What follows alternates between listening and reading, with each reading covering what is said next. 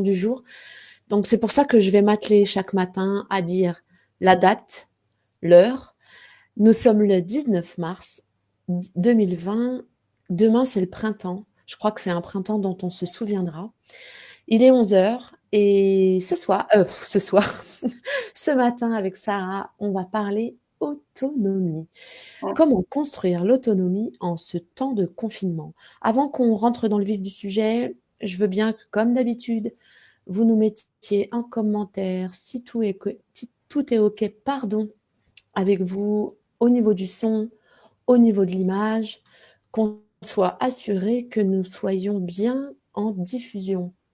Voilà, parce que je n'ouvre pas la page Facebook pour ne pas surcharger ma bande passante, donc je compte sur vous en commentaire.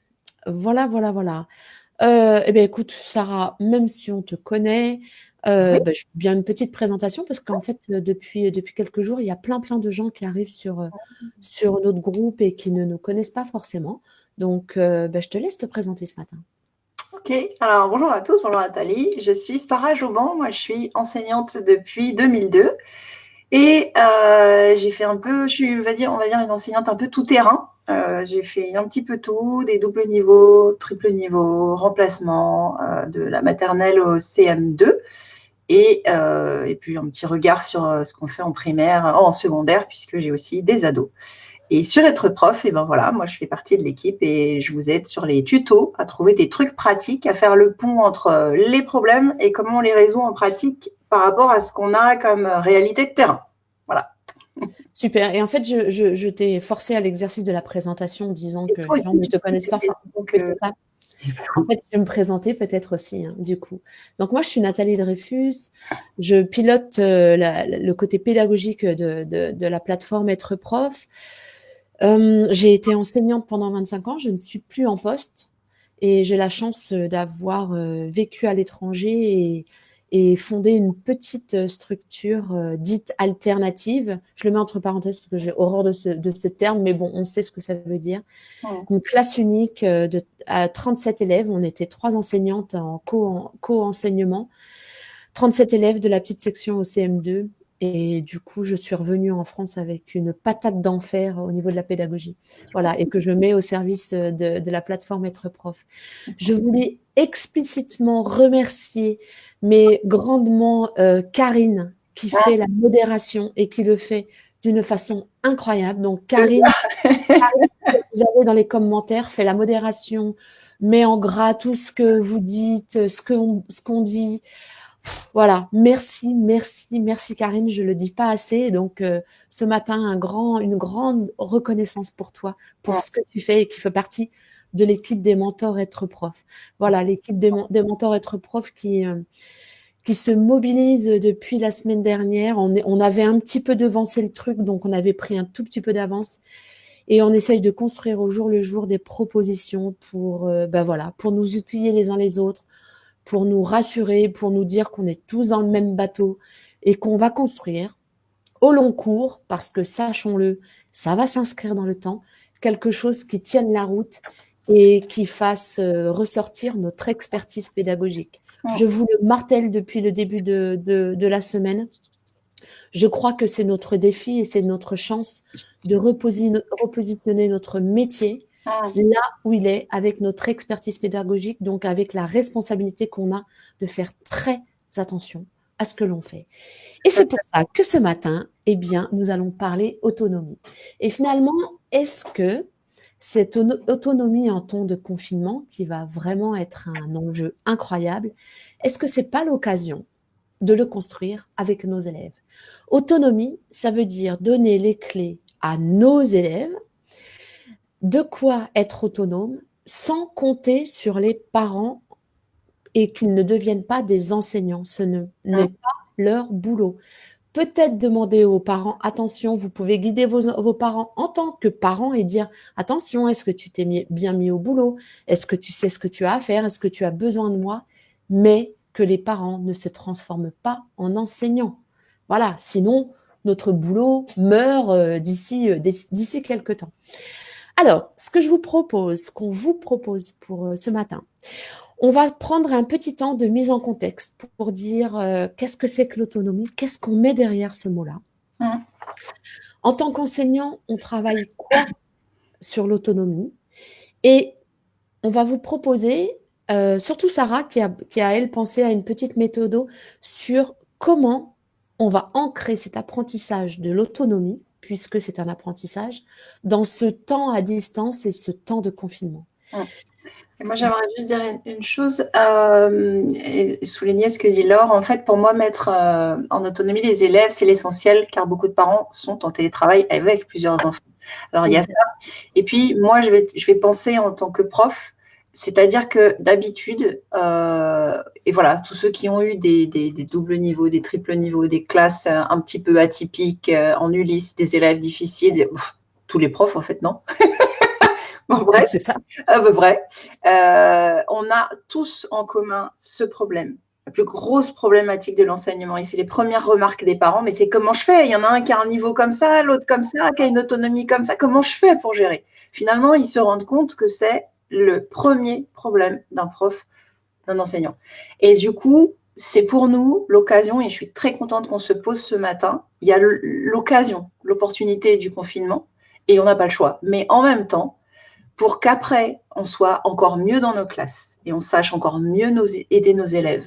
Prendre ce temps et en faire une priorité, ça va nous servir tout le temps. Savoir gérer l'autonomie de nos élèves, et on voit la différence entre des profs qui ont eu à faire des doubles, triples niveaux, des classes uniques, etc. Ils sont passés par le feu de l'autonomie, ils n'avaient pas le choix. Et résultat, ils enseignent même dans des classes simples après, autrement. Ils ont des clés qu'ils n'avaient pas avant. Donc là, tous ensemble, en même temps, il y a la même problématique, on va pouvoir se serrer les coudes et être efficace et enseigner après beaucoup mieux. Donc moi, j'ai envie qu'on prenne ça comme une occasion d'aller monter en compétence sur ce gros nœud de notre enseignement. Et mettre en phase préliminaire et en gros point de vigilance, et le prérequis, c'est d'admettre que l'autonomie, ça se construit. Et ça se construit de façon très explicite. Alors, c'est parti, on y va. Qu'est-ce que c'est que l'autonomie? Alors, ça y est, qu'est-ce que c'est que l'autonomie? On est parti pour construire ce live de la définition qui est la faculté d'agir par soi-même en se donnant sa propre loi. Tout un défi, très clairement, c'est finalement d'avoir les outils qui me permettent à moi, seule, sans aucune interaction, d'être capable de prendre des décisions, d'être capable d'aller chercher tel ou tel outil pour m'aider, d'être capable de dire j'ai besoin d'aide, donc d'agir avec sa propre loi. La loi ne vient pas de l'extérieur, mais elle est internalisée, elle vient de moi. Et ça, on peut le construire dès tout petit. Là, juste pour dire, moi, je vois pas le chat parce que je suis sur mes notes. Alors, moi, donc, Sarah, je te laisse le relais par rapport à ça. Je reviendrai derrière. Ok, juste on va saluer quand même Cécile, Alexandra, Laure, Karine. Il y a Kitri aussi qui fait partie de l'équipe Être Prof. Sabine et Sandrine, j'espère que j'ai oublié personne. Et tous ceux qui vont nous rejoindre ou qui nous regardent sur un autre canal. Parce que je n'ai pas ouvert là, YouTube et autres. Ok, super. Voilà, en tout cas, effectivement, on reviendra sur ce que tu as proposé, Laure. On va avancer et puis on reviendra sur ce que tu as dit.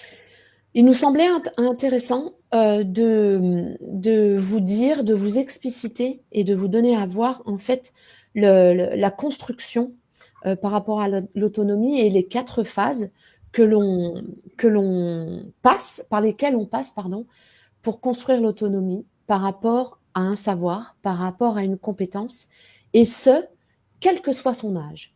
C'est-à-dire que du petit enfant à la personne de 99 ans qui apprend à manier un ordinateur, eh bien, on va passer tous par ces 4 phases-là. C'est Isabelle Fillosa qui les a déclinées. Je vais juste vous en faire une toute petite présentation et on va essayer ensemble avec Sarah, et si vous voulez vous prêter au jeu dans les commentaires, ça serait top. C'est première étape, dépendance. La dépendance du tout petit enfant, c'est la dépendance à sa mère, forcément. Mais nous, dans nos classes, qu'est-ce que ça veut dire? La dépendance à l'enseignant, elle est laquelle? Pour moi, elle est celle de la loi, par exemple, de la classe. En tout premier lieu, quand un enfant, un élève arrive en classe, il est dépendant de ce que va dire et de ce que va installer un enseignant. Est-ce que tu as une autre idée, Sarah, pour alimenter cette dépendance? Non. Ok. Tu me dis s'il y en a dans les commentaires, ok? Je vais répéter ce que tu dis. Donc, ok. On passe ensuite à une phase de contre-dépendance, c'est-à-dire que quand on a donné un premier élément pour construire un apprentissage ou une compétence, eh ben, la personne en face va commencer à dire non, moi, je peux le faire tout seul. D'accord? On va se détacher de la dépendance qu'on a eue et dire bah, je veux essayer tout seul. Et dans la classe, eh bien, ça va être un enfant qui va commencer à travailler avant la fin de la consigne parce qu'il a compris ce que vous vouliez dire, parce qu'il a en mémoire ce que vous avez posé avant. Et en ayant compris, il va se mettre au boulot tout seul. C'est une façon de dire non, ok, c'est bon, j'ai plus besoin de ton aide, j'y vais. Et chose très très intéressante à ce moment-là, c'est de laisser cette chose se faire. Plutôt que de dire non, non, non, non, tu m'attends, c'est moi qui vais te dire, eh bien, c'est maintenir nos élèves dans la phase de dépendance. Donc, attention, attention. ça, on est spécialiste. Oui, Alors, parce qu'on n'est pas en sécurité au départ, hein, moi j'ai tout envie à de fait. dire. Quand on fait la classe, et tant qu'on n'a pas le groupe, tant qu'on n'a pas. C'est aussi des questions de séquençage dans le temps. Au début, on n'a pas la classe en main, on n'est pas sûr de comment le groupe va avancer. Il y en a qui nous cherchent un peu, qui cherchent à trouver, chacun cherche à trouver sa place. Et c'est vrai qu'on aurait tendance, par esprit de protection, à vouloir tout contrôler. Et en fait, on peut se rendre compte avec l'âge et plus vous avancez dans l'expérience, plus vous vous sentez à l'aise, que dès le début de l'année, il y a des choses que, à un certain âge, vous faites, une certaine ancienneté, vous faites que vous n'auriez jamais fait au tout début quand vous étiez jeune enseignant parce que vous n'osiez pas. Et vous avez remarqué, en tout cas moi, je vais parler de moi parce que c'est mon cas, j'ai remarqué que je peux laisser prendre des initiatives parce que je sais les cadrer aujourd'hui et que ça va plus vite sur certaines choses et je contrôle mieux le groupe si à un moment je leur laisse un espace de liberté que si je suis dans tout le contrôle et qui me rend la gestion du groupe beaucoup plus difficile à mettre en place en fait en étant dans tout contrôle, quoi. Donc ça c'est assez intéressant et juste j'ai envie de vous rappeler que dans les programmes, il y a quelques temps, on appelait et on nous demandait de travailler l'initiative, autonomie et initiative. Et avec ce dilemme entre est-ce que je les laisse écrire tout seul, foncer tout seul, faire n'importe quoi et après, il faut que je rattrape? Ou est-ce que d'abord, je cadre, je donne ça et il n'y a pas un truc qui dépasse? Et c'est un petit peu ça dépend de vos tempéraments. Dites-nous un petit peu dans le chat comment vous êtes. Est-ce que vous êtes plutôt au contrôle et tout est en process et il n'y a pas d'espace et c'est comme ça, comme ça, comme ça? Et après, ils auront de l'espace. Ou est-ce que déjà, dès le départ, vous laissez un peu de place à l'initiative et à moi tout seul? Merci, Sarah. On passe à la troisième phase qui est l'indépendance, qui est vraiment la continuité de cette interdépendance, non, n'importe quoi, excusez-moi, de la contre-dépendance. L'indépendance, c'est vraiment l'enfant qui nous dit, ça y est, maintenant tu me laisses tranquille, ça je sais le faire du début à la fin. C'est votre enfant à la maison, vous lui dites, tu vas te laver les dents, et qui dit, mais ça y est, c'est bon, je sais. Et vous lui coupez l'herbe sous le pied puisque vous lui dites finalement en filigrane, je te maintiens dans ce truc de dépendance, il n'y a que moi qui sais pour toi. Alors que lui, il a commencé à internaliser certaines injonctions, certains rituels, et que vous ne lui donnez aucun espace pour qu'il puisse montrer et donner à voir au monde la manière dont il a grandi et la manière dont il est capable de le faire tout seul. En classe, est-ce que tu as un exemple, toi, Sarah? Ouais. Et juste, il y a Cécile qui dit c'est mon problème, j'ai tendance à vouloir tout contrôler et pourtant j'ai déjà de la bouteille. Et oui. Karine qui dit trop dans le contrôle et Alexandra qui dit c'est ma première année donc j'essaye de donner les initiatives, mais le souci c'est que beaucoup si on n'est pas derrière, ils font rien. Et c'est drôle ce que vous dites parce que c'est exactement ça. Les jeunes, souvent, quand on essaye, on a envie, on arrive, on se dit waouh, c'est magnifique l'enseignement, je vais pouvoir faire ça, de la classe flexible, plein de trucs, et on y va. Et puis après on se dit oh c'est la galère, je reprends le contrôle sur tout. Et après, il faut un certain nombre d'années ou des choses qui nous obligent à le faire. Moi, je vais être très honnête avec vous.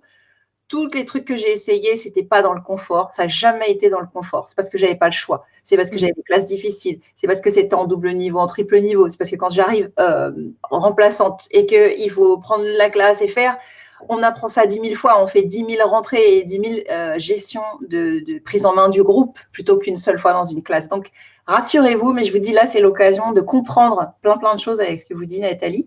Je rappelle pour ceux qui avaient posé la question, ces phases, elles ont été explicitées par Isabelle Filiosa. Et donc, cet exemple dans la classe sur l'indépendance tout seul, j'y arrive tout seul et pensez-y, c'est ce moment où on fait des plans de travail. C'est ce juste milieu entre tu as tes phases de liberté, tu peux choisir, tu peux prendre tes initiatives, mais c'est cadré. C'est un espace qui est cadré, qui est clair et où il y a du contrôle. Mais il y a aussi ce mélange avec ce bel espace de liberté. Et c'est pour ça que ça marche bien, les ceintures de compétences, les choses en autonomie. Alors après, il y a la question de gestion qui est compliquée, mais ça marche bien sur l'envie de se mettre au travail et l'efficacité. Dès qu'on prend un petit peu le temps d'apprendre, ça se fait pas en 2 secondes, il faut se donner du temps, parce qu'on en est là. On est là où on laisse aussi cet espace. Super, merci. Et dernière phase, interdépendance. Je suis capable j'ai montré que j'étais capable de me mettre tout seul au travail. Je veux montrer que j'ai grandi et que je sais ranger tout seul le matériel de classe, que mon cartable est bien organisé, mais je sais identifier que, par exemple, il y a quelque chose que je ne sais pas encore tout à fait faire dans cet exercice, et je dis, voilà, j'ai réussi à me mettre tout seul au travail, mais là, maîtresse, maître, professeur, j'ai besoin d'aide. Et donc, du coup, on revient au point de départ. Donc, on voit bien, finalement, toute cette boucle qui est sans arrêt, hein, ça ne s'arrête pas, et qui est valable, là je le redis, pour tout apprentissage de 0 à 99 ans. C'est-à-dire que moi, j'apprends le numérique, j'apprends à manier dans cet état d'urgence Classroom, par exemple, je ne sais pas du tout faire. Je vais être dépendante de quelqu'un qui va m'apprendre à gérer cette nouvelle application. Il y a un moment où je vais identifier que, ah oui, tiens, ça, j'ai compris, stop, arrête, ok, j'essaye toute seule. Ok, indépendance, je sais faire toute seule et je sais manier le truc toute seule, et je rencontre un bug et là, je ne sais pas faire, et de nouveau, je redemande à quelqu'un et je suis dans une phase de dépendance. Voilà. Donc, vous avez cette boucle vertueuse de la construction de l'autonomie. Il nous semblait intéressant que vous l'ayez en tête pour savoir finalement comment vous vous situez et comment peuvent se situer vos élèves dans cette phase d'autonomie et comment vous allez pouvoir, à distance, nourrir toutes ces phases. Et j'ai envie de faire une remarque, c'est que on avance en parallèle, en fait, les profs et les élèves sur cette autonomie. Apprendre à leur laisser de l'autonomie et eux, apprendre à être autonomes. Et c'est ça qui est assez drôle finalement, c'est qu'on la passe ensemble, cette boucle, où vous vous posez des questions sur comment les rendre autonomes. Parfois, vous le faites tout seul, c'est à l'arrache, puis vous revenez sur autre chose. Enfin, vous la vivez aussi, vous, quand vous essayez de rendre vos élèves autonomes. Donc, elle est intéressante à relire pour ça. Ok, super. Est-ce que c'est clair pour vous, cette phase un peu de mise en contexte, un peu théorique, mais qui nous semblait vraiment intéressante pour savoir finalement de quoi on parlait? Il y a Valérie qui dit « Longtemps brigade, donc on apprend vite à s'appuyer sur les plus autonomes, effectivement. Ouais. Maintenant, en maternelle triple niveau, je cherche de nouveau à trop contrôler quand je suis stressée et c'est pire. » Voilà. Valérie, ta question, elle est super intéressante, mais tu vois, du coup, en étant outillée sur ces quatre phases, c'est une clé que tu peux donner avec des mots beaucoup plus simples aux parents. C'est d'accompagner finalement les parents à laisser se construire cette autonomie. Moi, je trouve que c'est une opportunité formidable qui nous est donnée, très clairement. Et là, en coéducation avec les parents. C'est Et surtout certain. que et surtout qu'on n'apprend jamais mieux que quand on enseigne. Donc, en voulant, c'est ça qui va être drôle. Franchement, je prends le pari avec vous et vous viendrez nous redonner des nouvelles de ça. Mais c'est aux parents. Allez, c'est aux parents que vous allez l'enseigner. Oh, ils savent pas gérer leurs enfants. C'est aux parents que vous allez l'enseigner. Et vous savez quoi? Au passage, vous allez encore mieux travailler sur vous, sur ces 4 phases, et ça va être génial. Parce que quand on le fait pour les autres, on se pose plus la question, j'y suis pas, on n'est pas envahi par nos propres freins, nos émotions, nos peurs, puisqu'on est en train de leur apprendre. Puis à un moment, on se dit, mais attends, ce que je raconte, il faudrait peut-être que je l'applique un peu aussi, moi. Et pour continuer à répondre à Valérie, j'aurais envie de dire, c'est une occasion formidable qui nous est proposée. Et finalement, on en revient à la proposition qu'on avait en début de semaine, de dire il y a certains apprentissages qui pourront se faire à la maison et d'autres pas. L'apprentissage de l'autonomie est un apprentissage merveilleux dont on a besoin à l'école, dans l'enseignement de façon générale. Donc, de façon explicite, dire aux parents, écoutez, apprendre à poser des additions, vous ne pourrez pas le faire et je ne veux pas que vous le fassiez. C'est ma pédagogie qui le fera à votre retour, à notre retour en classe. Par contre, l'autonomie est quelque chose qui est précieux et indispensable. Eh bien, travaillons-le ensemble. À la maison, ça veut dire pour ranger la chambre, c'est ça, ça, ça et ça. Attention, vous allez traverser 4 phases. Assurez-vous que ça soit fait. Moi, dans mon travail que je vais donner, je vais m'assurer aussi de ces 4 phases. Et on va construire ensemble l'autonomie de votre enfant. Enfant à la maison, élève à l'école. Eh ben, moi, je dis, si on relève ça, on aura fait un sacré boulot, quoi. C'est clair. Et Valérie qui demandait justement comment dire aux parents pour qu'ils arrivent à donner de l'autonomie à leur ado, à leur enfant, alors qu'ils le font très peu à la maison, mais tu viens de répondre. Et puis, j'ai envie de dire aussi, ça va être l'occasion parce que en primaire, soit on a le temps, et puis ça dépend de comment on est, hein, si on est très contrôlant ou autre, moi non. Donc, enfin, c'est pas que je suis pas contrôlante, c'est pas vrai. Sur plein de choses, je suis très contrôlante, mais il y en a d'autres, j'ai besoin qu'ils avancent et sur des choses. Et puis, moi, je vais vous dire honnêtement, hein, m'occuper de gérer les trousses toutes les 5 minutes, le cahier, ça me saoule, mais d'une force. Donc, moi, l'autonomie, dès le départ, j'y vais à fond et j'investis beaucoup dessus parce qu'il y a des questions, c'est hors de question qu'ils me les posent 1000 fois. Je suis arrivée début prof. Souvenez-vous de vos premiers jours de prof. Vous avez dit, mais ils sont fous, ils vont me répéter 100 000 fois la même question. Oh, mais on m'avait pas prévenu ça. Est-ce que vous vous souvenez de ça? Et c'est ce truc où moi je dis, non, ça va pas être possible. Et en même temps, ils ont besoin de le savoir. Donc, comment faire? Et c'est cette idée de l'autonomie, de leur apprendre et de prendre le temps. Et du coup, ce qui va être intéressant là, c'est que, je reviens à ce que je disais, en primaire, souvent, on va soit prendre carrément en charge, soit les accompagner pas à pas pour qu'ils soient autonomes sur leurs trousses, leurs cahiers, sortir les affaires au bon moment. Moi, je sais que je les pousse à aller chercher. Et puis ça, c'est l'effet des doubles et triples niveaux. On n'a pas le choix, donc c'est bien. Mais après, on le fait quand même. De dire, allez, quand est-ce que j'utilise le dictionnaire, quand est-ce que je le sors, etc. Donc, savoir se servir des outils de la classe, de l'environnement de la classe. Et résultat… Sarah, ça c'est pour après. Bon, je garde pour le secondaire après, alors. Tu le gardes, hein, tu le gardes. Hein. Non, mais ce que je voulais dire, c'est qu'en secondaire, c'est vraiment l'occasion aussi de le faire parce qu'on balance les parents. Comme il y a beaucoup de travail, beaucoup de trucs, on remet les enfants dans l'autonomie. Parce que nous, en primaire, on les avait amenés à être autonomes. Mais d'un coup, ils n'ont plus le temps. Et c'est les parents qui prennent en charge et les profs qui disent, il faut que ça soit fait. Et les parents qui disent, bon, bah, allez vite, je fais à ta place. Et là, ça va être une super occasion de prendre ce temps et de leur donner ces devoirs-là. Et ça, c'est les meilleurs devoirs que vous pouvez leur donner, que ce soit primaire ou secondaire ou maternelle. C'est les meilleurs devoirs que vous pouvez donner aux enfants comme aux parents et le construire ensemble, même pour après, justement. Et Alexandra, tu as raison, mais en fait, là, le constat, c'est celui-là. Eh bien, reprenons les choses à leur origine. Et il me semble aussi, en concernant les parents et concernant l'autonomie, il y a un enjeu majeur à dire très explicitement et à le répéter tous les jours aux parents, ou en tout cas dans tous les envois, dans tous les contacts que vous aurez avec eux, de dire attention, le contrat, il est entre l'élève et moi. enseignant. Il n'est pas entre les parents et l'enseignant. C'est-à-dire que faire ses devoirs, rendre son travail, c'est entre l'enseignant et l'élève. Donc le parent, lui, n'a pas à prendre ce contrat en charge. Il a à prendre sa charge éducative et dire attention, tu as un contrat entre la maîtresse et toi, entre ton prof de maths et toi. Est-ce que tu l'as rempli? Ça, c'est la charge du parent.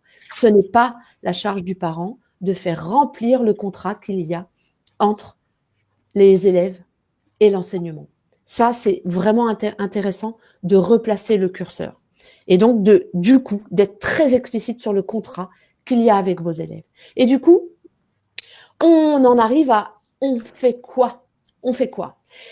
La compétence, une compétence, je voulais vous remettre cette définition, c'est la capacité à faire face régulièrement et de façon adéquate à une famille de tâches et de situations en faisant appel à des notions, des connaissances, des informations, des procédures, des méthodes, des techniques ou encore à d'autres compétences plus spécifiques. On assimile la compétence à savoir mobiliser.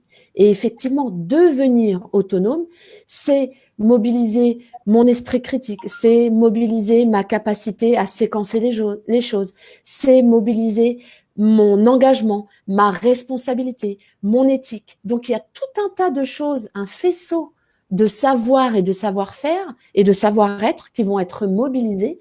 Et c'est ça qu'il faut construire avec ses élèves. On passe donc d'un savoir, d'une connaissance à une compétence en utilisant ce qu'on appelle le transfert de connaissances. On a des connaissances qui sont comme ça en silo et à un moment, je deviens autonome quand je suis capable d'aller piocher un truc là, un truc là, un truc là et de me le faire mien pour me trouver une posture, pour trouver une manière de faire, pour appeler à l'aide s'il le faut. Ça, c'est être autonome aussi. Hein. Exactement. D'accord ? Dire je suis en panade sur cet exercice parce que je ne sais pas comment faire, parce que je ne connais pas le théorème de machin, ça, c'est être autonome. Dire je ne sais pas faire, ça, ce n'est pas être autonome. Il faut savoir identifier ce dont on a besoin. OK ? On en parle après, d'ailleurs, plus concrètement. Exactement. Ouais. Tout à fait. Ça, c'était pour vous caler un peu. Alors, pour construire le live et passer dans l'opérationnel et le concret, on a choisi de partir de la liste des compétences scolaires que Mérieux a fait. Vous avez sur cette diapo, c'est un peu petit, je ne sais pas comment ça apparaît sur Facebook, peut-être agrandissez. Je vais vous la lister de façon exhaustive. Apparaissent en orange celles qui, à notre sens, vont pouvoir être travaillées à distance. Les autres sont des compétences qu'il nous faut travailler en étant en classe. On a 4 compétences à construire à distance sur ce temps de confinement. C'est un joli programme déjà. D'accord ? Juste dans le chat, vous êtes en train de parler du contrat. Tout ça, c'est la deuxième partie plus pratique. On en reparle juste après sur comment on met en place ce contrat, etc. Là, on est plutôt sur encore tout ce qu'il faut se remettre en tête pour avoir la bonne attitude et pour trouver dans notre expérience, dans notre bon sens et dans ses repères, comment s'y prendre. Mais voilà, on finit ça et après, on revient sur ces questions que vous êtes en train de vous poser. Ouais. Et Valérie, juste pour répondre à ta question, finalement, certains parents avaient peur que les enfants ne travaillent que quand ils veulent. Ben, on revient à la phase de dépendance du début. Les parents maintiennent leurs enfants dans une phase de dépendance. Si vous explicitez très clairement le contrat qu'il y a avec vos élèves et de dire c'est à moi que tu rendras compte du fait que tu ne fais pas ton travail, et donc à vous d'imaginer les conséquences de ça, les parents doivent lâcher. Sinon, il n'y a aucune prise d'autonomie. Et ça, vous devez l'expliciter aux parents. Et c'est l'objet, finalement, de cette émission de ce matin pour vous clarifier les étapes par lesquelles on passe pour construire son autonomie par rapport à une notion, à un savoir, à une compétence. On a choisi d'isoler 4 compétences concernant, qu'on pouvait travailler à distance concernant, comment devenir autonome par rapport à ces compétences. Désolée, je bafouille un petit peu. La première qu'on avait envie de travailler avec vous ce matin, et on va vous mettre à contribution, c'est organiser son environnement de travail. Comment devient-on autonome pour organiser son environnement de travail? Et là, qui ne voit pas la diapo. Elle est trop petite, c'est ça? Un peu, ouais. Après, au pire, je pense qu'on pourra vous la faire passer. C'est simplement, écoutez, c'est juste dire, voilà, visuellement, il y aurait tout ça. Voilà, si on part de la théorie, et nous, on ne va pas rester dans la théorie. Philippe Mérieux, il définit les compétences scolaires, vous voyez qu'il y a un certain nombre.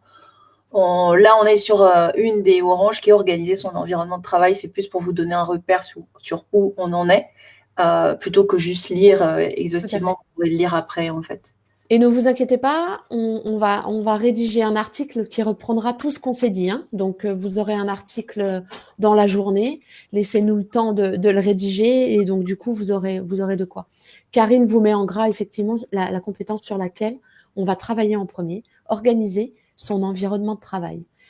Sarah, je te laisse la parole pour proposer la méthode qu'on va utiliser et que vous utiliserez de façon autonome dans votre travail pour proposer cette construction. Ouais, tiens, je veux que tu changes de slide. Oui, bien sûr. Merci. Alors, moi, je vais vous amener à réfléchir à plusieurs choses. Et la première, toute simple, mais il y en a une que je vais ajouter. La première, toute simple, vous savez, ceux qui me connaissent ou ceux qui ont vu mes tutos, moi, je me pose toujours cette question, concrètement, comment je fais, quoi? Parce que, bon, c'est bien beau la théorie, mais moi, j'ai les élèves là, j'ai des trucs là à faire. Moi, je ne suis pas Superman, enfin, je ne veux plus être Wonder Woman, en tout cas. Et comment je fais? Et du coup, pour moi, ce qui vous aide, ce qui vous donne les repères, et dans mon expérience qui a aidé, ça va être très simple. Ça va être de penser le avant, le pendant et le après de la tâche du point de vue de l'élève.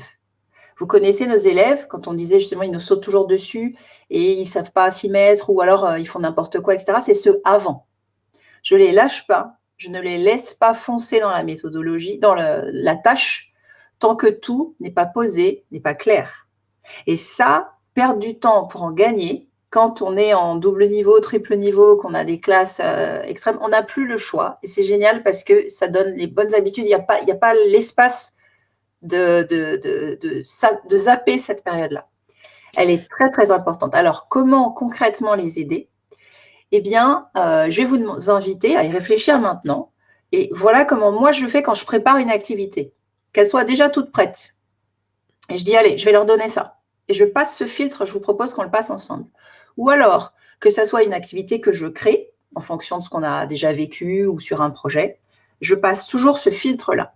Donc, concrètement, je me demande en premier, qu'est-ce qui doit être réuni pour qu'ils puissent rentrer dans la tâche de manière autonome, qu'ils ne me posent plus la question, qu'ils ne se posent pas de questions, qu'ils arrivent à le faire et que ça soit efficace.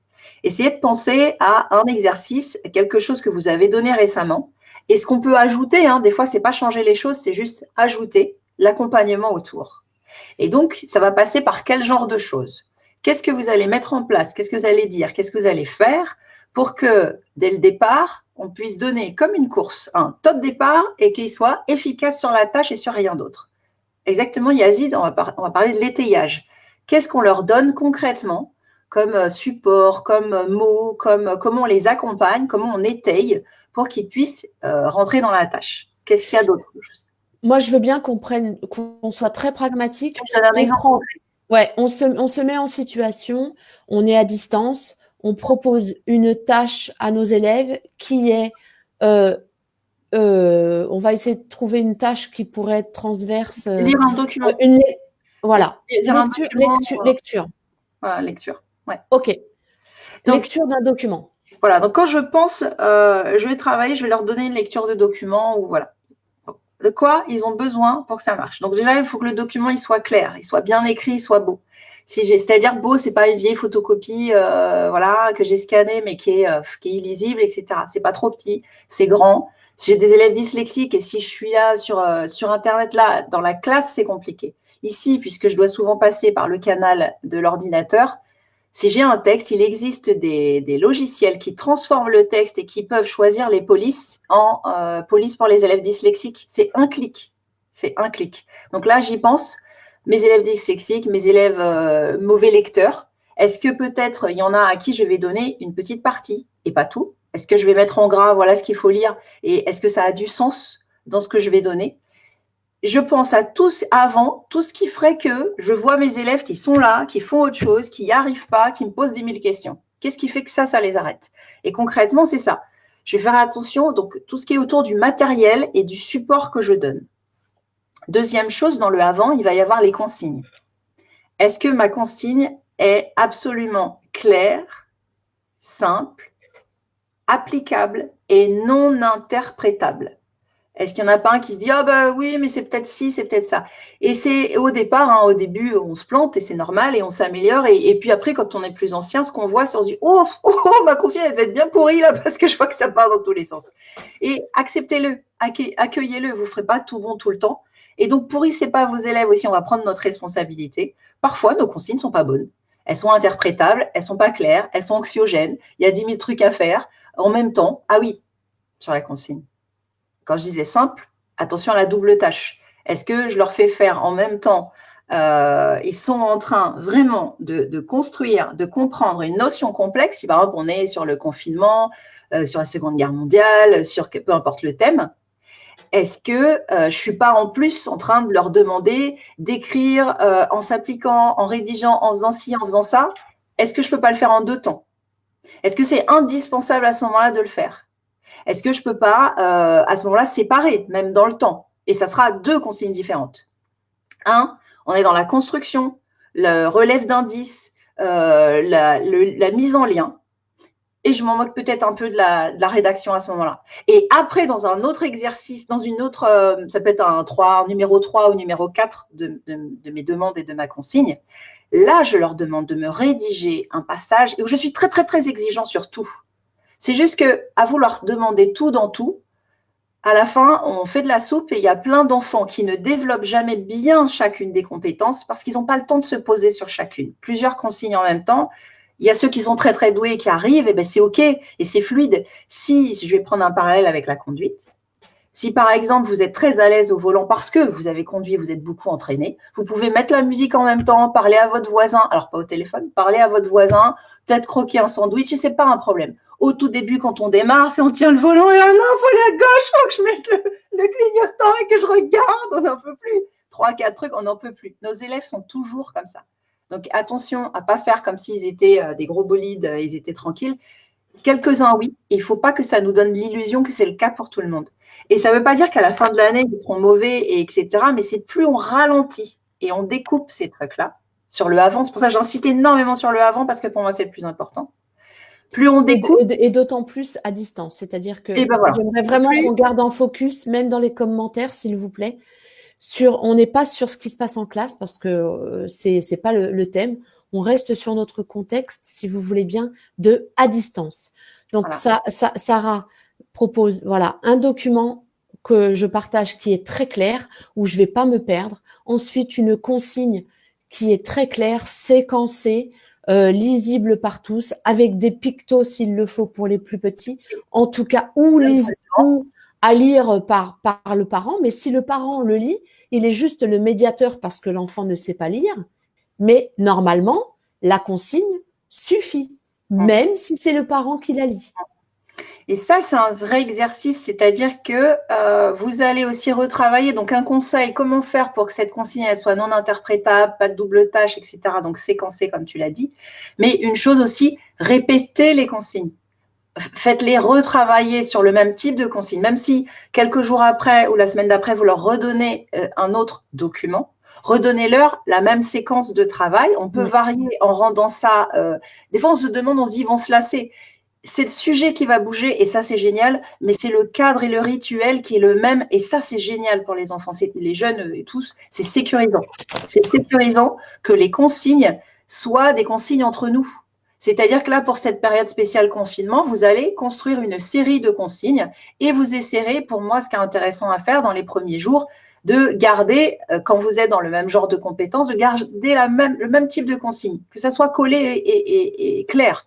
Et c'est ça qui fait que nos élèves sont autonomes, parce qu'ils ont à la fois la sécurité de ce qui se répète et de ce qui est clair pour eux, et de l'autre côté, ils peuvent explorer, et ils ont l'espace d'aller s'intéresser au sujet. Donc, ils laissent de côté le côté consigne, je ne comprends rien, je ne rentre pas dedans, et ils peuvent foncer. J'aurais envie de dire, là, à ce stade, sur le avant, c'est-à-dire, moi, en tant que concepteur, je réfléchis à ce que je veux donner comme consigne, comme document. Il me semblerait très intéressant, là, d'avoir dans l'idée de, face à cette consigne de la tâche, de mettre un petit encart pour les parents. Ouais. La consigne pour les parents. Vous avez le droit de, vous n'avez pas le droit de. Ouais. Voilà. Et ici, il y a ça. Et autre chose aussi que vous pouvez rajouter, pareil, ce petit mot pour les parents. Quand on parle, voilà, le mot-clé dans tout ce qu'on dit depuis tout à l'heure quand même, hein, c'est explicitation. L'autonomie se base toujours sur le contrat explicite. Le contrat didactique, il doit être explicite. Et ça, c'est le plus gros des pièges pour les apprenants. C'est de ne pas tout détailler, tout décortiquer tant qu'ils ne sont pas solides et sûrs dessus, et de ne pas vérifier qu'ils le sont. Et comment s'assurer qu'ils le sont? C'est d'expliciter. Et la deuxième chose aussi pour les parents, on peut faire ce petit encart, on va leur enseigner, on va leur donner nos attentes, et on va être très explicite aussi, dire, pour cet exercice, voici ce que j'attends de votre enfant. J'attends, par exemple, qu'il s'applique pour chercher par lui-même, qu'il comprenne lui-même la consigne et qu'il soit capable de la relire et de prendre des indices pour pouvoir bien comprendre et pas que vous interveniez, puisqu'on le fait en classe. J'attends qu'il y passe tant de temps, mais pas plus. Si jamais il est coincé, il pourra y revenir un petit peu plus tard et ensuite, sinon, il pourra venir me parler et me dire ce qui ne va pas. Et ça va être très important parce que ça ne sert à rien souvent de laisser un enfant seul devant quelque chose qui bute et qui n'y arrive pas. Et donc, comment ne plus le faire? C'est faire cet aller-retour. Et là, on va le faire explicitement. On n'est pas dans la classe. On est obligé de faire plein d'explicites. Et ce qui est génial, parce que d'habitude, on ne voit pas où ça coince, mais ça coince là. On ne laisse pas toujours forcément. Moi, la première, je veux foncer. J'ai 12 000 élèves en même temps. Je ne pense plus un par un toujours les élèves. Là, vous êtes obligé de le penser un par un. J'envoie comme ça, je fais un envoi. Et il y a un destinataire à chaque fois au bout.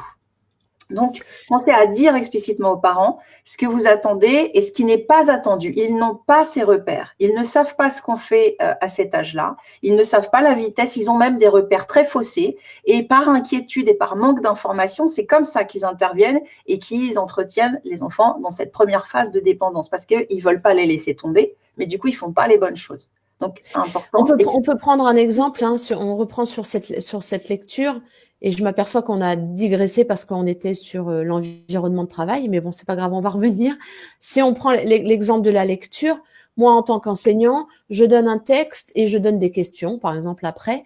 Et moi, je corrige en me disant, je ne cherche que ce qui va m'intéresser, c'est vraiment qu'ils aient trouvé les éléments. L'orthographe, peu m'importe, la présentation, peu m'importe. Moi, je le sais. Implicitement, je le sais.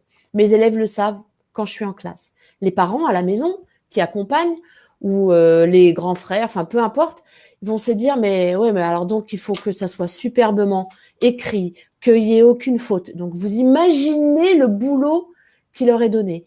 Et pour les plus grands, pareil, donnez vos indicateurs. Si vous ne les donnez pas, ça devient une charge mais monumentale puisque le travail bien fait, chacun en a son idée et certains élèves vont avoir une idée très très précise et c'est une montagne à franchir qui est juste impossible. Et puis certains élèves sont seuls, leurs parents ne sont pas disponibles, ont plusieurs frères et sœurs, travaillent quand même, etc. Donc, faut pas l'oublier, là encore plus, ils sont capables de comprendre, on a cette connexion avec eux et c'est donc un enseignement qu'on continue, mais cette fois-ci beaucoup plus sur le comment le faire. Et dans les semaines suivantes, comme ça va très vite, hein, rassurez-vous, si vous n'avez jamais à ce point-là osé passer le cap parce que vous n'aviez pas lâché le contrôle par peur que ça flotte, ça va flotter au début, mais c'est du flottement d'apprentissage, c'est-à-dire qu'on va comprendre où il faut bouger des choses et les élèves aussi, ils vont se sentir autorisés à se tromper, à ne pas savoir du premier coup. Donc, ils vont y aller beaucoup plus. Si vous les accompagnez là-dessus avec explicitement ce droit de ne pas savoir et on essaye, voilà, je te donne des listes, je te donne des consignes, on ajuste ensemble, eh bien, ça marche. Ça marche. Et la deuxième chose, pour conclure sur tout ce avant, si vous avez un repère à garder, c'est voyez-le comme un barrage, comme un obstacle, et qu'est-ce qui pourrait porter obstacle à ce que mon élève, chacun de mes élèves, selon ses besoins, même si vous différenciez, et vous pouvez différencier, ça c'est important, mais en tout cas, qu'est-ce qui va faire barrage? Et du coup, je fais tomber toutes les barrières. Et à partir du moment où j'ai fait tomber les barrières, les élèves, ils peuvent rentrer dans la tâche.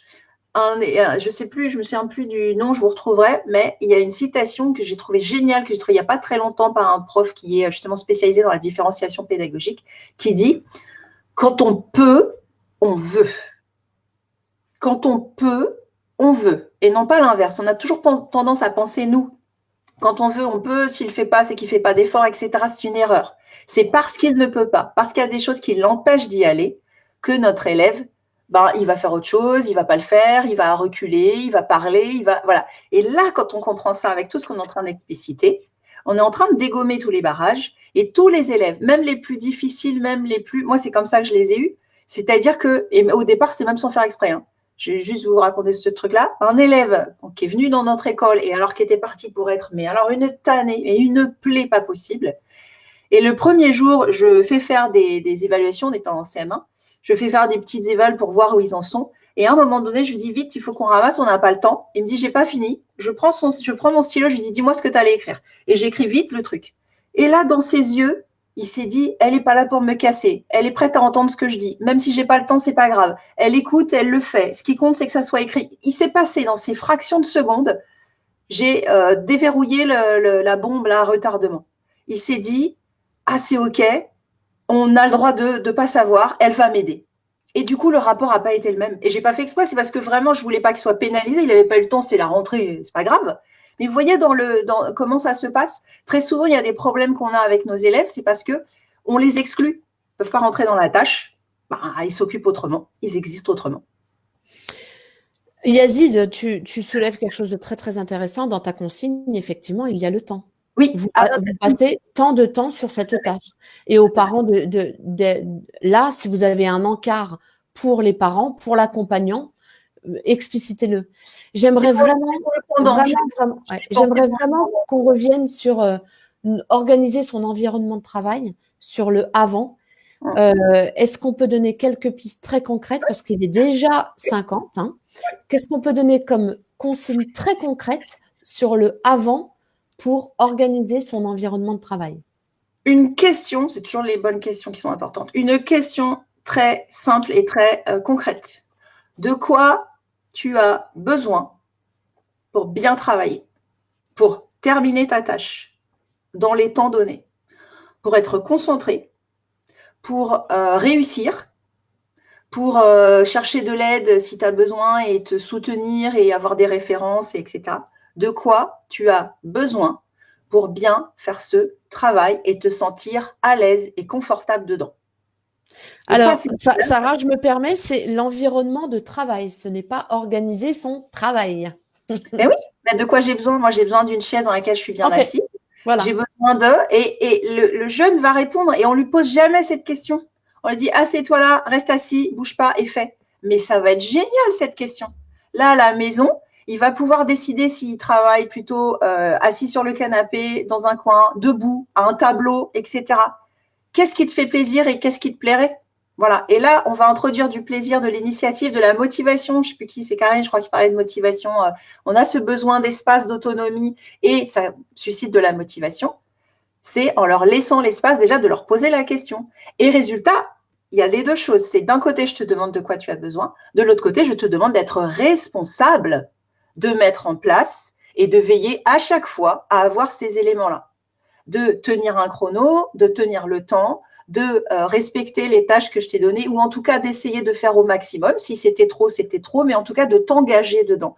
Et on peut vraiment, le mot-clé, c'est l'engagement et on va rejoindre l'efficacité.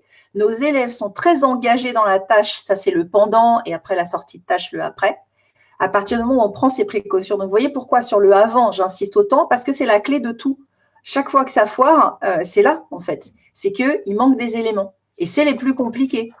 Et c'est impliquer nos élèves pour qu'ils aient les dispositions pour s'engager. Mais là aussi, on revient à l'autonomie. C'est pas à moi de tout prendre en charge et c'est pas à moi de savoir pour chacun de mes élèves ce qu'il leur faut pour être bien. Et je veux dire, c'est à moi de leur transmettre, c'est à moi de leur poser les questions, c'est à moi de les inciter et de mettre les conditions pour. Mais là aussi, je dois sortir du tout contrôle. Et si je veux les aider à avancer sur tout seul, sur non, je vais le faire, ou moi tout seul, ou je m'en sors avec les uns les autres et j'ai mes références, donc tout le cycle et revisiter le cycle de ce qu'on appelle l'autonomie, il faut absolument que je pose ces choses-là et que je leur apprenne à devenir responsables de ce qui va leur permettre de réussir et de s'installer et de maîtriser leur environnement de travail. Super. Par exemple, il y a un frère et sœur qui font du bruit, c'est je ne travaille pas de telle heure à telle heure, mais je vais travailler pendant la sieste, par exemple. Voilà, ça peut être des choses aussi simples que ça. Hein. On passe au pendant? Oui. Alors pour moi, le pendant, Yazid, sur le temps, il est là aussi. C'est lister, et là, c'est le prof, même si on l'anticipe, on va le penser, notre élève en activité. Je le vois, il est chez lui, il est à son bureau, il est, etc. Il est dans son activité. Qu'est-ce qui est important d'expliciter pour que ça se passe bien? Et bien à ce moment-là, effectivement, combien de temps, idéalement, ou une fourchette de temps, il faut qu'il y passe?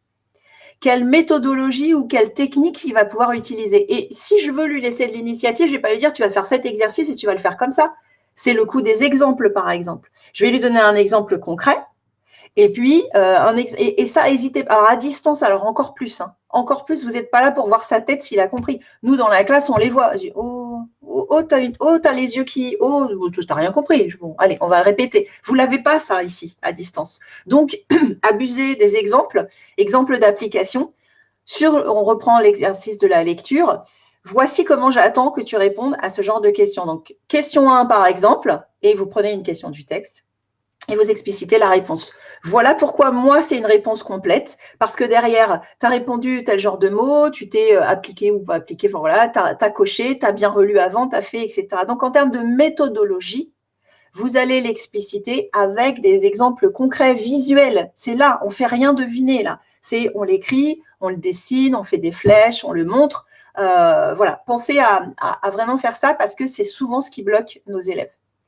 Virginie, j'ai bien envie de répondre à ta question, mais comme on n'est pas là, et oui, et c'est bien l'enjeu depuis le début de l'émission, c'est justement comme on n'est pas là, on se passe de notre présence, à nous d'être très explicites dans nos consignes. Et c'est pour ça dans nos supports pédagogiques.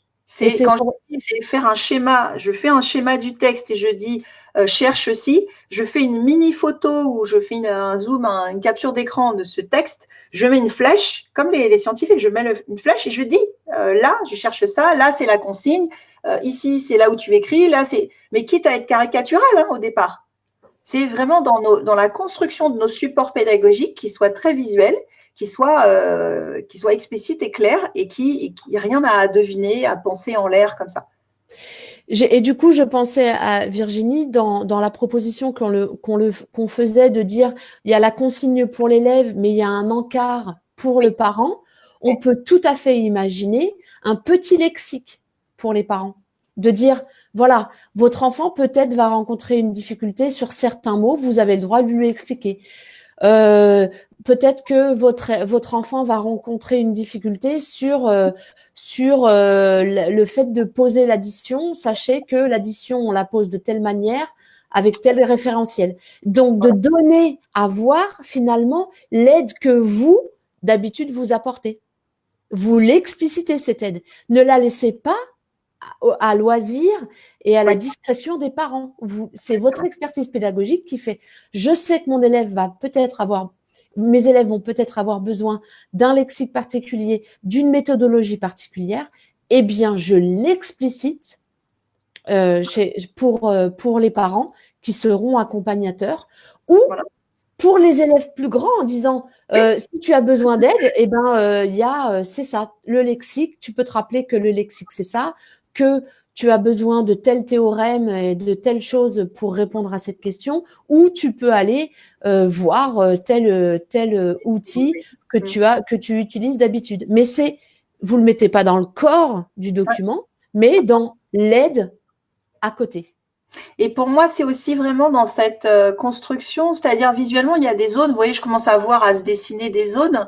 Mais c'est comme quand on fait un plan de travail, en fait, on a des habitudes et des repères. Et c'est pour ça que nos élèves vont de plus en plus vite. Ils savent très bien que ce qui est écrit là, c'est le travail à faire à tel moment. Ce qui est écrit là, c'est le côté un peu plus loisir quand on a terminé et que c'est OK quand on s'occupe en autonomie. Et que là, c'est les retours avec les commentaires.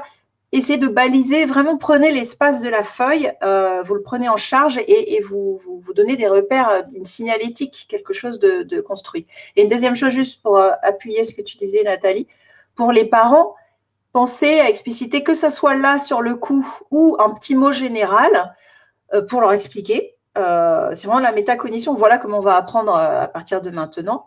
Dans les travaux que je donnerai à vos élèves, il y aura un petit bout pour vous expliquer comment nous, on fait en classe d'habitude, parce que appuyez-vous surtout sur ce que vous faites déjà. Pour les rendre autonomes, commencez par ce qu'ils savent déjà faire. Hein. Donc, voici comment nous, on classe ce qu'on fait, ce que vos enfants savent faire, parce que les parents ne savent pas, ça ne peuvent pas deviner, et ce que j'attends d'eux. Et donc, il y a des moments où ils seront en recherche. J'attends pas qu'ils donnent la bonne réponse et que vous restiez jusqu'à minuit sur le devoir et qu'il y ait quelqu'un dans la maison qui trouve la réponse. Ce n'est pas ma demande. Je mets vos enfants en recherche. Il y a des fois, je leur demande de retrouver des choses. Il y a des fois, je leur demande de restituer. Il y a des fois, je leur demande d'imaginer. Et donc, mes consignes sont variées. Je peux mettre un pictogramme ou je mettrai un mot-clé particulier. Sachez que quand je demande ça à votre enfant, voilà ce que je veux dire. Et pensez pas que parce que vous l'avez écrit une fois, ça marchera. Répétez-le. Vous avez des outils informatiques, on n'est pas toujours sur papier. Donc, n'hésitez pas à refaire ce petit rappel. N'oubliez pas d'aller relire cette petite fiche et un petit lien vers cette fiche. Comme ça, vous êtes sûr que ça s'ancre parce que ça demande des habitudes. Et plus les parents vont être pris en charge là-dessus, plus ils vont être rassurés, plus ils vont pouvoir eux aussi lâcher du lest et accompagner de la bonne manière vos élèves. Je pense que vos parents vont être en mimétisme par rapport à ce que vous faites. Si vous êtes en surcontrôle, ils vont être en surcontrôle. Si vous explicitez, vous laissez des espaces et vous donnez de la responsabilité tout en l'accompagnant, ils vont pouvoir vous copier et vous modéliser et mieux comprendre, être guidés d'abord par vous et après appliquer correctement et laisser cet espace. Cécile, je suis parfaitement d'accord avec toi. Vraiment, je ne peux que redire et redire à quel point ces solutions et ce dont on parle correspond effectivement à des parents aidants. Mais d'autant, ce qu'on a dit n'est pas complètement décorrélé d'enfants qui ne sont pas accompagnés. Justement, la créativité qu'on pourra avoir, c'est dans les coups de téléphone qu'on aura avec nos élèves, dans les supports que l'on donnera, dans les petites vidéos que l'on pourra leur adresser, c'est justement d'être très explicite sur, eh ben voilà, là, ça repose sur toi exclusivement parce que papa, maman ne pourront pas t'aider parce que ils ne parlent pas assez français. Toi, on a la même langue, mais tes parents n'ont pas la même langue. Tes parents ne sont pas là, donc ça sera un contrat entre toi et moi. Et donc, à vous, très clairement, c'est à inventer. Hein. On est dans une situation complètement inédite, mais la méthodologie que Sarah donnait est très explicite là-dessus. C'est à vous de le construire. Moi, justement, ça, c'est aussi, je l'ai fait renforcer parce que je vous dis, j'étais aussi dans des classes difficiles avec beaucoup enfin, qu'on dit difficile, vous avez compris l'idée, et en souffrance pour plein d'enfants qui avaient des parents qui ne pouvaient pas du tout les aider. Et j'avais fait ça pour mes élèves parce que cette idée de dire, je vois pas comment ils peuvent se débrouiller si je leur dis pas comment. Et j'avais une élève, je lui ai dit comment préparer ce que j'attendais d'eux à une évaluation. Et on faisait ça, nous, dans l'école. On disait ce qu'on doit savoir, ce qu'on doit savoir faire. Et par exemple, si c'est en géographie, c'était en histoire géo en particulier au départ, je pensais. Donc, je dois savoir écrire tel mot. Je dois connaître la définition de ça, mais je dois aussi savoir l'écrire sans faute d'orthographe, ce mot-là. Voilà. Et je leur disais très clairement. Et cet enfant, CM1, CM2, qui gérait toute seule ses devoirs parce que ses parents ne pouvaient pas aider, elle cochait au fur et à mesure ce qu'elle avait fait pour préparer et anticiper le contrôle. Les résultats, ils y arrivent. Et, enfin, moi, mes parents m'ont jamais aidé pour mes devoirs. Mes parents n'ont pas pu m'aider, soit ils n'avaient pas le temps, soit machin, et je me débrouillais. Mais nous, enfin, moi, je sais ce que c'est de pas avoir de parents qui nous aident, et j'aurais pas voulu avoir mes parents qui me soient sur mon dos, en fait. Et pour moi, on n'a pas les parents en classe. c'est les enfants à qui on enseigne. Donc, ce que je dis, c'est justement, il y a des parents des fois qui, pour moi, ils viennent saboter mon travail. Ils viennent s'occuper de dire à l'enfant, fais ci, fais ça. Et c'est eux que je gère pour qu'ils foutent la paix à mon élève et que mon élève et moi, on avance. Et ça, c'est pour les rassurer qu'ils aient leur place. Et ils sont les bienvenus s'ils ont une place, mais qui prolongent ce que je suis en train d'enseigner comme autonomie, comme compétence, et qu'on ne vienne pas embrouiller les choses. Donc, c'est pour ça que je prends en charge. Mais de l'autre côté, si des parents ne sont pas là, ils ne sont pas là, et juste un petit mot dire, c'est OK, rassurez-vous, je donne tout ce qu'il faut à votre enfant. C'est simple et ça suffit. Et je veux dire, vous disiez comment on les joint, etc. Si à un moment donné, vous avez le temps, soit par un mot, soit un truc enregistré, je ne sais plus qui disait ça, le média par lequel vous allez arriver, tout est possible. Téléphone, audio, vidéoconférence, etc. Et vous pouvez juste poser ces mots très simples. Je vais prendre en charge ça et ça va bien se passer. Je vais dire à votre enfant ce qu'il a à faire et comment il faut le faire. Et je vous montre la fiche. Même s'ils ne comprennent pas tout, ils ne vont pas rentrer dedans, ce n'est pas grave, ils vont être rassurés, ils vont savoir que c'est bon. Et ils feront comme ils font d'habitude, ils laisseront gérer et ils poseront juste cette question qui est la bonne place. Est-ce que tu as fait tes devoirs, où tu en es? Alors, des fois, ils ne demandent pas est-ce que tu as besoin d'aide, mais voilà. Donc, ce que je veux dire, c'est que attention à ne pas nous noyer là-dedans et à ne pas remettre les parents. On a dit, on voulait que les enfants soient autonomes. C'est juste pour qu'ils soient bien cadrés et rassurés. Et donc, on a tout ce panel de cas possibles pour les parents et les enfants. Donc, on le couvre et on explicite pour tout le monde. Et on peut faire, voilà, vous pouvez faire une vidéo enregistrée une fois pour toutes où vous expliquez ça.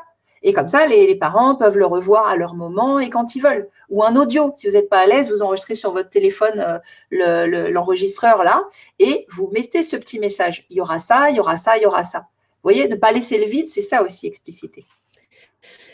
Sarah, j'aimerais bien qu'on termine sur le après. Tout à fait. Alors, le après, justement, on a préparé l'entrée dans la tâche. On s'est occupé que ça soit à leur portée, que ça soit explicite, que ça reprenne plein de codes, etc., pour qu'ils soient vraiment dans la tâche et pas dans essayer de débroussailler, de rentrer dedans. Et puis maintenant, il va falloir les accompagner aussi pour sortir de la tâche. Et pour le après, c'est dire des choses aussi simples que maintenant, tu peux passer à la question suivante ou tu peux passer à l'exercice suivant si tu as fait ça, si ça c'est fait, si ça c'est fini, si tu as bien vérifié ça, ça, ça. Et vous remettez en contexte selon ce que vous faites. Mais prendre le temps de le faire. Moi, c'est un conseiller pédagogique qui m'avait donné cette clé il y a des années, parce que j'avais justement un double niveau et que c'était chaud à gérer. En plus, avec des âges pas très autonomes et très proches. Et il m'avait préparé cette fiche sur mesure. Et je me suis dit, mais Eureka, alléluia, mais tout simplement, effectivement, je pose sur le papier pour un élève et je lui dis tâche numéro 1. Voilà, aujourd'hui, on va faire tout ça. Il y aura 4 tâches à faire. Tâche numéro 1, c'est ça prendra tant de temps. Et voilà la consigne. Et à la fin, il y avait ce mot magique. Tu peux passer à la tâche suivante ou à l'exercice suivant quand? Et je donne des repères très concrets. Quand tu as coché 6 cases où il y avait 6 réponses, quand tu as trouvé les 6 mots. Quand tu as fini de lire et tu as fait de ton mieux pour ceci. Tu peux passer à l'exercice suivant quand, voilà. Et voilà. Ou alors, tu peux faire une pause et puis faire une activité récréative et venir après. Et c'est tout. Mais simplement le dire explicitement. Super. Merci, Sarah. J'ai envie de reprendre un petit peu tout ce qu'on s'est dit. J'ai noté contrat avec l'enseignant, c'est-à-dire de garder en tête que le contrat de travail, il est entre l'enseignant et l'élève, quel que soit son âge. C'est-à-dire que les parents, s'ils sont là, et même si les parents interviennent, et je dis bien si, ils doivent être très au clair sur ce qu'ils ont droit de faire et ce qu'ils n'ont pas le droit de faire. Ils ne peuvent pas être transformés en enseignants. Parce que sinon, vous dévoyez votre travail et vous passez un message très contre-productif qui est que finalement, on peut se passer de vous. Voilà. À vous de savoir si vous avez envie que notre métier disparaisse. Je suis un peu cash, mais je crois que c'est un vrai enjeu. Construire l'autonomie, en tout cas dans les tâches scolaires, c'est de penser à l'avant, c'est-à-dire j'imagine ce dont j'ai besoin pour entrer dans la tâche ou construire une compétence. Je pense au pendant et là, j'imagine mon élève en train de travailler et de quoi il a besoin et qu'est-ce que je dois expliciter pour qu'il s'en sorte. Et je pense bien sûr à l'après, c'est-à-dire comment je peux sortir de la tâche et je liste et j'explicite les indicateurs qui me permettent de dire, moi, en tant qu'élève, j'ai fini parce que j'ai ça, ça et ça, et je peux passer à la tâche suivante si. Voilà une méthode qui vous permet de, en tout cas, on espère, qui vous permettra de construire l'autonomie de vos élèves et ce, dans toutes les compétences que vous mettrez en jeu. Et juste, j'ai envie de rajouter que comme toute méthodologie, c'est pas en claquant des doigts une seule fois que vous aurez tous les résultats tout de suite. Donnez-vous le temps, vous allez apprendre ou approfondir cette façon de faire, si elle vous convient. Les parents d'élèves vont voir les résultats et les enfants aussi. Alors oui, certains parents demandent, etc. C'est parce qu'ils ne sont pas rassurés. À partir du moment où vous parlez, vous dites on va faire ça, ça va se passer comme ça. Et en gros, vous dites je gère. Et bien eux, c'est bon, ils sont contents. Et puis croyez-moi, ils ont du travail et d'autres choses à faire et d'autres frères et sœurs à gérer. Ils seront contents que vous gériez. Mais tant qu'ils ne sont pas rassurés, ils ne sont pas dans le cerveau intelligent, ils sont dans le cerveau limbique et reptilien. Ils sont dans les émotions. Donc ils ont besoin d'être rassurés. À partir du moment où ils sont rassurés, ils voient que c'est solide avec le temps. Certains sont plus stressés, donc plus coriaces que d'autres à convaincre. Et ça, c'est pas, enfin, vous pouvez pas tout prendre sur le dos non plus. Faites-le. Et puis, attendez que ça prenne ses effets. Mais voilà, le contrat entre votre élève et vous. Et juste informer les parents. Émilie, j'aurais envie de conclure là-dessus. En fait, tu as raison, les parents vont vouloir bien faire. Ceux qui sont présents, on est bien d'accord. Les parents vont vouloir bien faire. Eh bien, c'est à toi de les recadrer gentiment en disant attention, là je vois bien que c'est pas votre enfant qui a fait tout seul. Moi, attention, j'attends ça, ça et ça. Je n'attends pas la perfection. C'est à toi de les recadrer, de dire hop, hop, hop, j'ai bien vu que ça, c'est vous qui l'aviez fait et que c'est vous qui vous étiez mis la pression. Donc non. Et juste une astuce pour ça concrète, tu vois, par rapport à ce que Marc nous dit, quand ils disent que ça développe la confiance en soi et ils sont plus confiants et sécurisés, vous pouvez l'écrire. Objectif de cet exercice, rendre votre enfant confiant, autonome, etc. Et vous leur dites clairement, ne m'empêchez pas de rendre votre enfant autonome. Comment ça passe? Il faut qu'il fasse des choses seul. Et ça va être du bon sens. Eux-mêmes vont se dire, ah oui, c'est vrai que j'ai tendance. Ah oui, oui, c'est vrai. Rappelez-leur juste ça. Dites-leur à quoi ça va servir. Super. Merci Sarah. On a bien débordé. J'espère vraiment que ce live, cette émission aura pu vous outiller.